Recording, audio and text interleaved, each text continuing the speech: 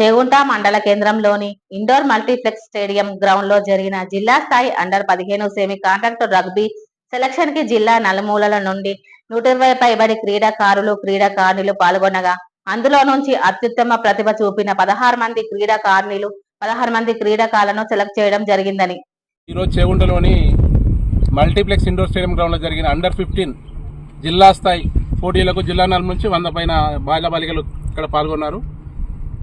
ఇక్కడ నుంచి 16 మందిని సెలెక్ట్ చేయడం జరిగింది. వాళ్ళు ఈ నెల వచ్చే ఫిబ్రవరి 1, 2, 3 తేదీల్లో మంచిర్యాల జిల్లా నర్సాపూర్లో జరిగే రాస్తాయి పోటీలో పాల్గొంటారు. మొన్న అండర్-14 గర్ల్స్ మహబూబ్నగర్లో 3rd ప్లేస్ వచ్చింది. బాయ్స్ కూడా 3rd ప్లేస్ వచ్చింది. ఈసారి కూడా ఖచ్చితంగా దానికంటే మెరుగైన మెడల్ సాధించి జాతీయ స్థాయి పోటీలకు ఎక్కువ మంది పంపేట్టుగా చేస్తున్నాము.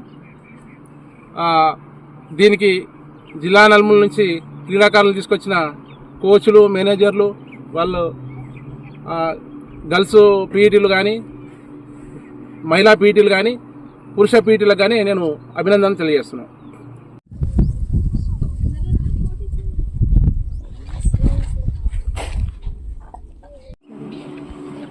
నా పేరు లాస్య. నేను TSMS చేగుంటలో చదువుకుంటున్నాను, 9వ తరగతి.